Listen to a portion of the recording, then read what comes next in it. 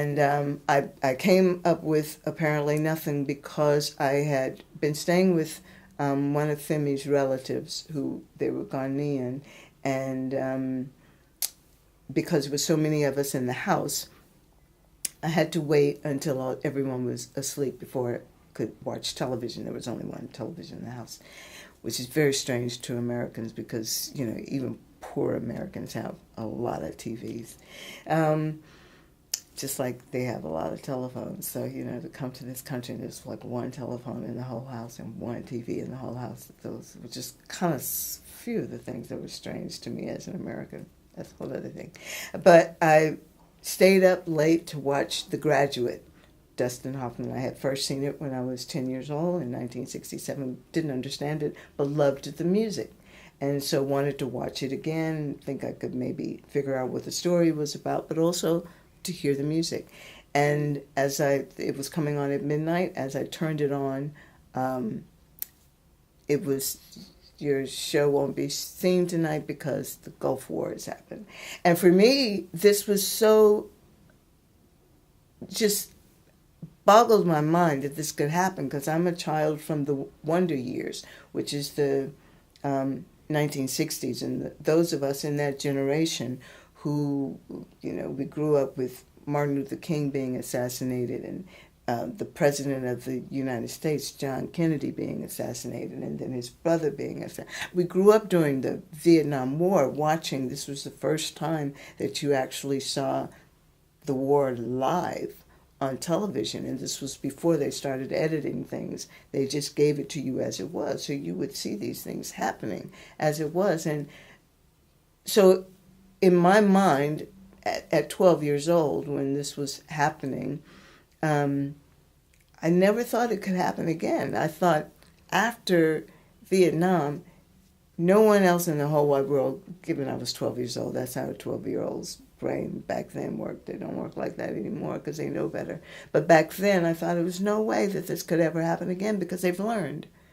They've seen that this just doesn't work, and so, you know, they'll figure out another way to do it. So then to see the Gulf War come on television like this, you know, your TV show has been moved out of the way because they're filming the war. You're showing another war, that this could actually happen like this.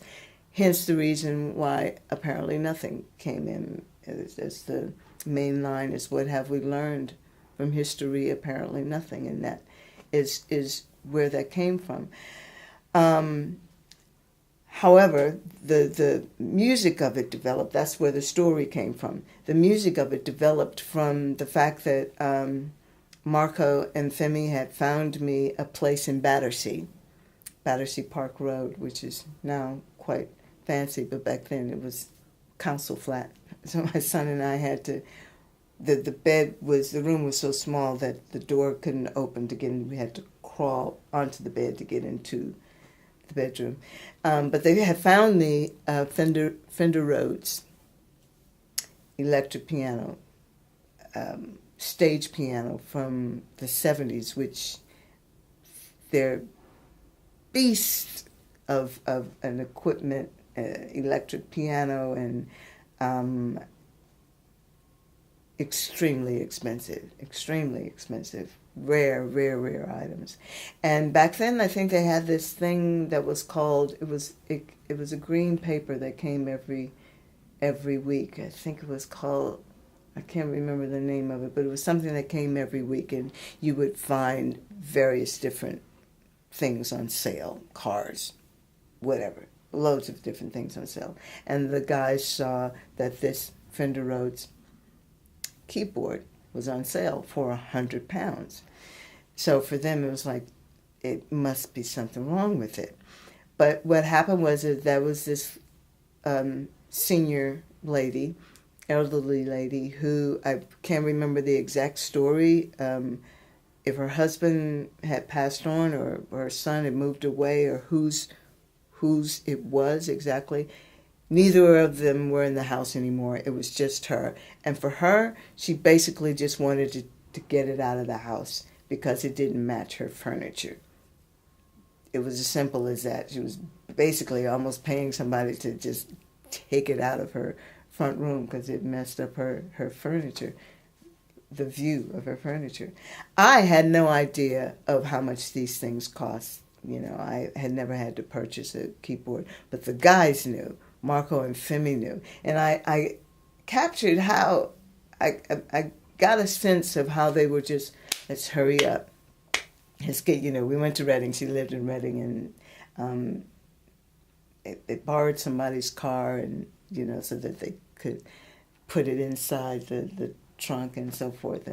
But I remember the urgency that they had, as in, let's just hurry up. And they were acting like little kids who were, you know, getting away with something. It wasn't until later that I realized that, you know, the cost of it was at least 10 times what it was offering, what it was on offer for. And they just basically wanted to leave before it was realized that, you know, 100 pounds was nothing for this. And I've kept it to this day, but that was the keyboard that I wrote Apparently Nothing on, and I still have that keyboard today. I've stopped carrying it around on tour, though. Put my shoulder out trying to lift it up. But these kind of memories, they stayed with me and still stay with me because they weren't planned. Who would have ever thought that I would have been able to write the tune on a keyboard that came from a little old lady in Reading who didn't even know what the keyboard was for, and that keyboard has been with me now over a quarter of a century, and it still works. It's what I use for my digital harmonies that I connected to, digital vocal harmonies. You know, it's a way last century instrument that's paired with a 21st century gadget. And that goes to show how much we can build music to have a bit of what was, a bit of what is, and a bit of what could be. Because we hadn't planned this as the Young Disciples. We didn't plan to have a group. We didn't plan to have a band. It just so happened that the record company picked it up, as I said, with Giles Peterson and with Sir Norman Jay. They had pitched quite a few of their friends who were doing music, and we were one of them. And the record went off, the tune charted, the album. Some of the songs I wrote prior to ever even meeting them, like Freedom, which on the album, it's trilogy, so it's called the album is called Road to Freedom, and on the album they have this track that they call Freedom Suite, which is my song Freedom, then there's a rap, and then there's an instrumental, and they blended it all together. But the song itself, Freedom, I wrote prior to meeting the guys, prior to even knowing that this was something I was going to do. And it was a song that I wrote about Nelson Mandela prior to anybody ever expecting him to be freed. He was still on Robben Island, and I was working in an office at the time as a receptionist, and heard over the radio how the plans for him to be freed had fell through again. And this song came to me while I was on the motorway, on the freeway, coming back home. And as songs come to me all at once, so I really need a piano to sound out the words and the form of the song, the chorus, the bridge, the verses, and the lyrics that are coming with the melodies and the harmonies and the horn parts and the string parts. All of these things come at the same time. And I'm on the motorway when this is happening, and I'm trying to take the little Post-its and put them on the car as I'm writing the bits as I'm going back home. And I was with my stepfather, Pops, Bobby Bird, and my birth mother, Vicki Anderson, at their home at the time. They were babysitting my son, and I was hurrying into the house so that I could get to the keyboard to finish writing out Freedom. Got to the keyboard and recorded it on my little cassette, because that's all you had. In those days, you had to take your cassette, and then I'd had to borrow my pops cassette so that I could put another harmony on and all this. That was the way it was done back then.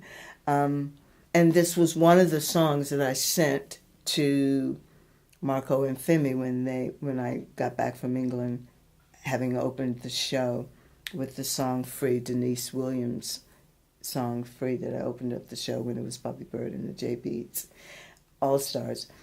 When they asked if I wrote music, this was one of the songs that I sent back to them and that they really liked.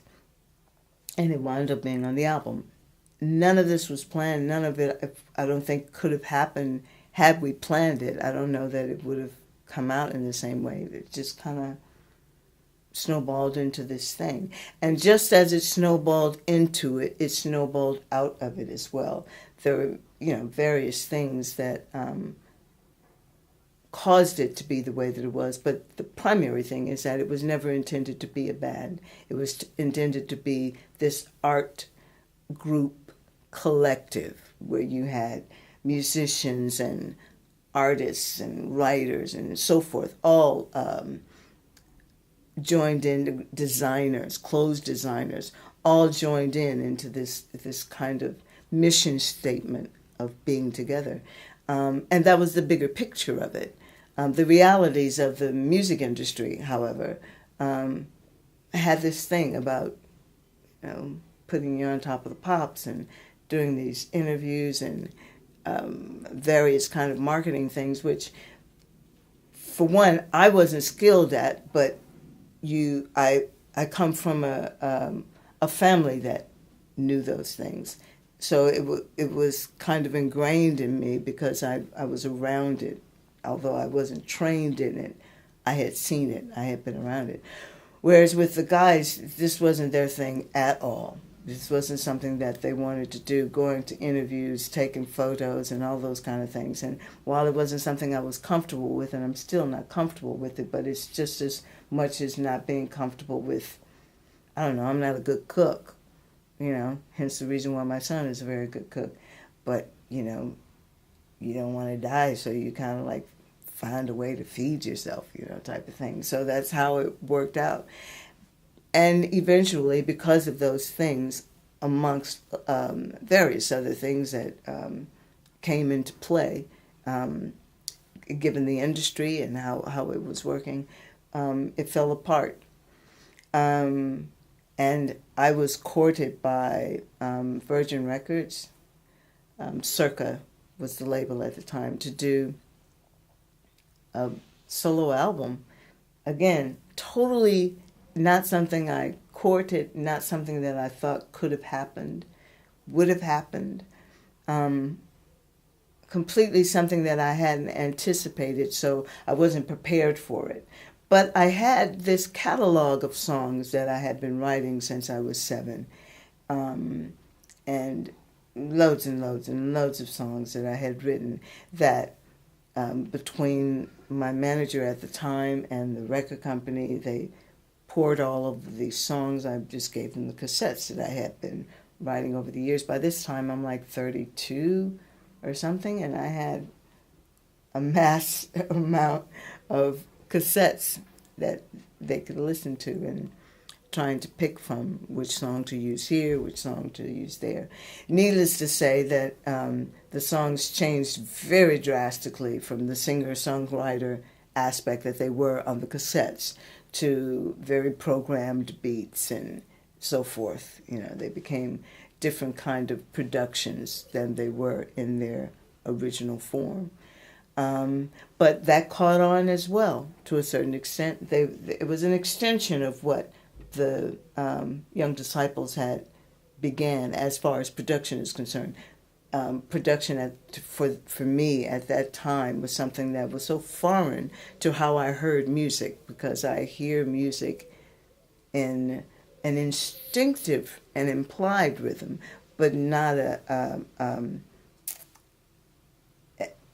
an specific kind of drone. I don't hear it in that way. It's something that builds as a part of. As I grew up in church, the beats and so forth would be random and erratic at times, but that's more like life. life isn't consistent all the time. It's, it's not on a steady beat.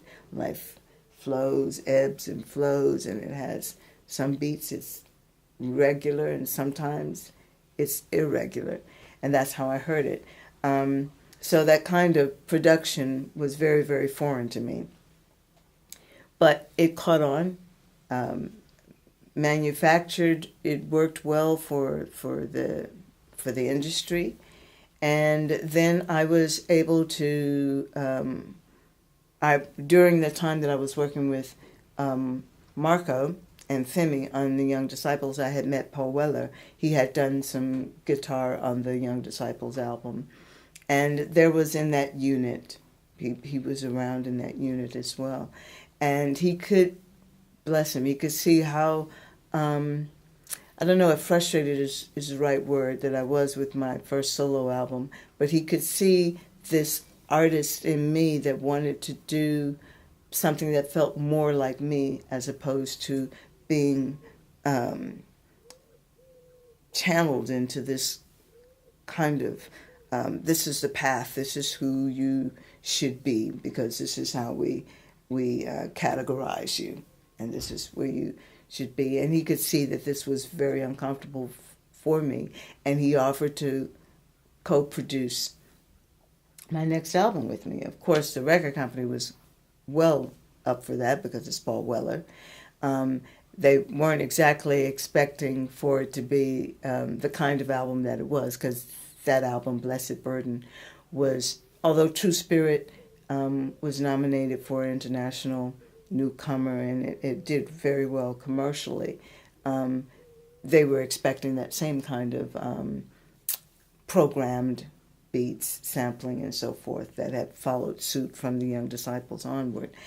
But with Blessed Burden, which was co-produced with Paul Weller, this was more singer-songwriter driven. It was all live. There was no any kind of remixing possible because there was no programmed drums or sampling or anything like that. Made it a very different type of album, something that I was more in tune with. However, the public, the audience that had grown to know me up until that point, they had come to expect a different type of music from me. And for them, it was like I was going away from something that they felt was more me, which was actually the opposite was true. I was finally going into something that was more me. It was more bluesy, more gospel-y.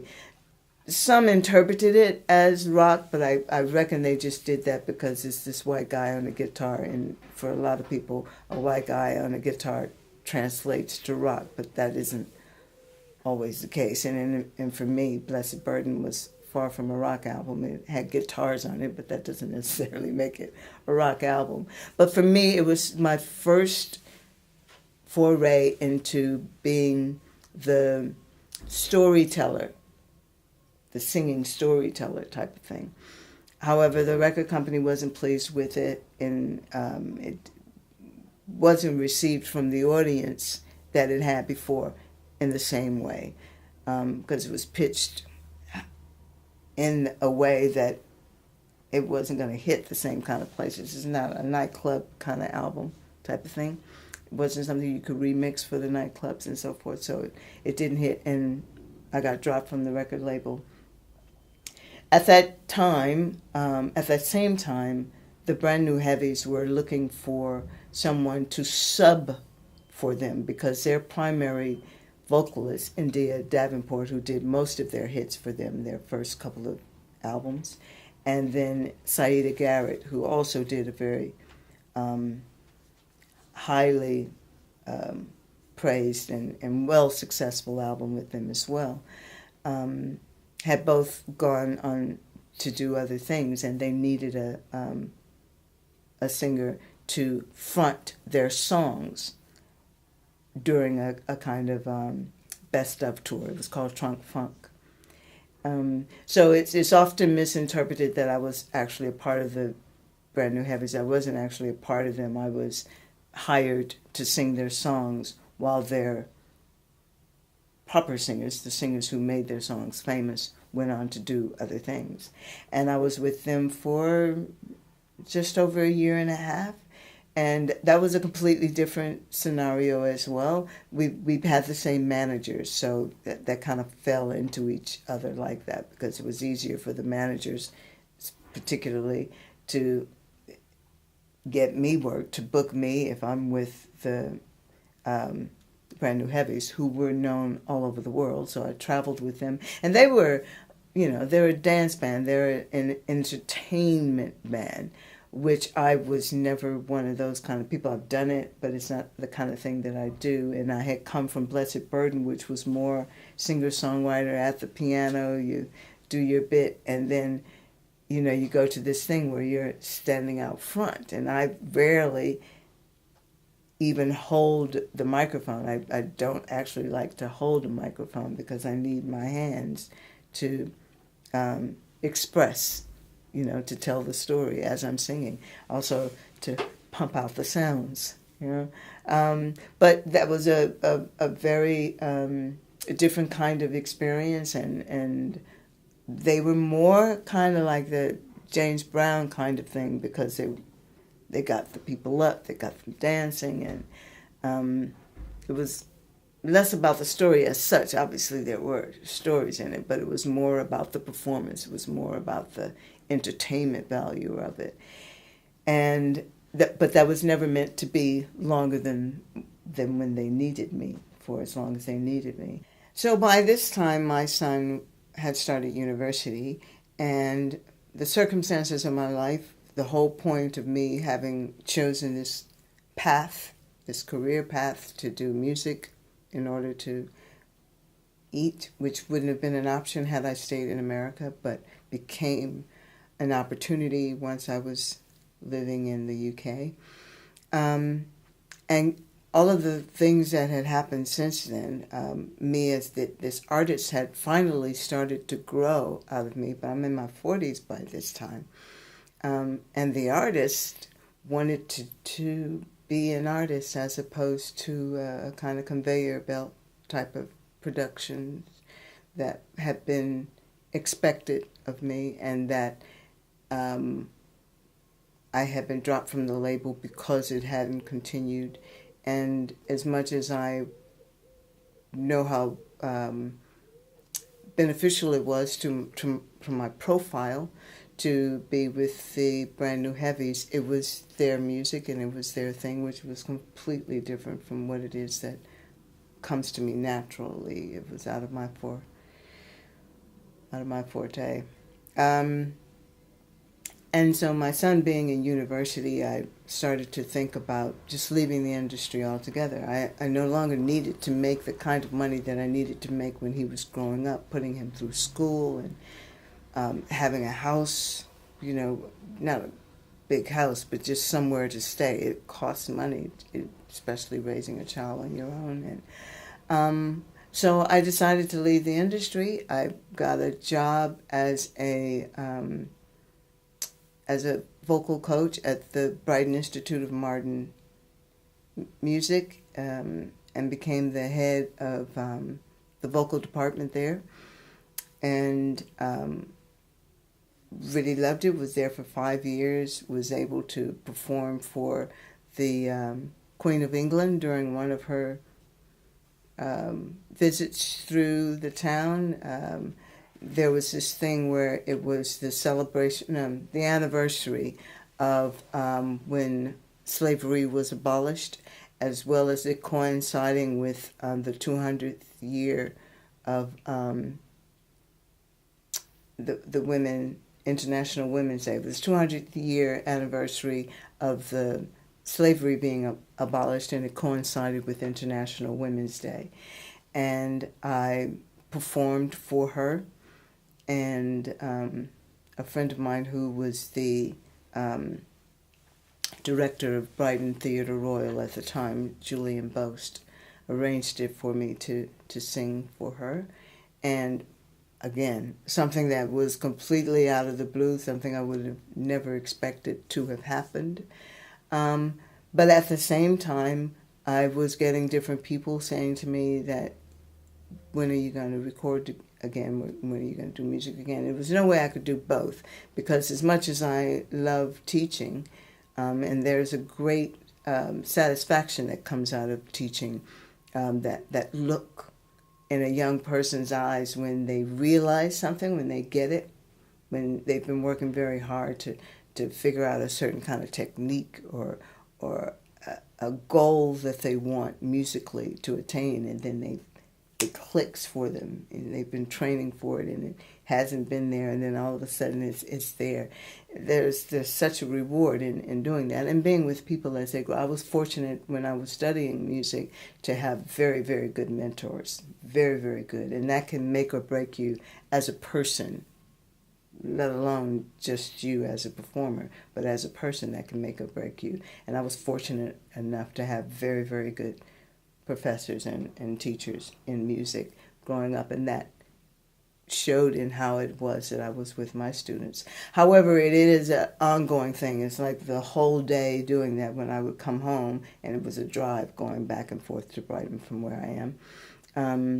When I came home, I was completely exhausted, and there was nothing else I could do. I couldn't practice piano, I couldn't write music, I couldn't do anything else because I was too exhausted. So when people were saying, oh, you should do this and so forth, I started a little bit going back into it. And then through having worked with the Brand New Heavies, I met a saxophonist, Ben Castle, who is the son of Roy Castle. Roy Castle he's well known all over the world, but is from the UK, a trumpeter, and had TV shows that he was on and that he ran as well, that he was hosting as well. And Ben Castle is known as this great saxophonist as well, a really lovely person. And he encouraged me to do another album. And this album was, I called it Alberta's Granddaughter. It was my first independent album. And this album was originally what I was planning on as my first theatrical piece of work. But at the time, this was 2002, 2003, and it was also at the same time where I had done a live album, followed that a few years later, did a live album in Birmingham, England's Birmingham. And my godfather, Uncle James, was kind enough to do some spots on it for me, as in let me interview him for it. It was sort of a culmination of my career to that point, because my Alberta's Granddaughter, I was thinking was going to be my swan song. That was it. I was going to be done. And this Grace and Favors was the live concert of that, of which Uncle James let me perform on his show. And again, very, very impromptu thing that happened at the Royal Albert Hall a few years before he died. But got to interview him. I got to perform with him. And my goal was to have this prior to that, was to have Alberta's Granddaughter as a theatrical piece, but people just only wanted to hear me do what they had heard me do decades before, or a decade or so before, and this wasn't the kind of thing that they were anticipating hearing me do. So I did this live album, which had all of the stuff I had done before, the more kind of club tunes, danceable tunes, and so forth, in an attempt to say, okay, here it is, this is what I've done, that was then, there you go, it's live, and, you know, if you still feeling to hear the old stuff, there it is, type of thing. I am actually trying to move a bit further along. That whole kind of constant thing of wanting to keep somebody doing something that they've done before, and that works for a lot of people, and it is good for a lot of people, but those people are good with it. You know, you have to have a certain kind of personality for that to work for you, and it wasn't something that came natural to me for that.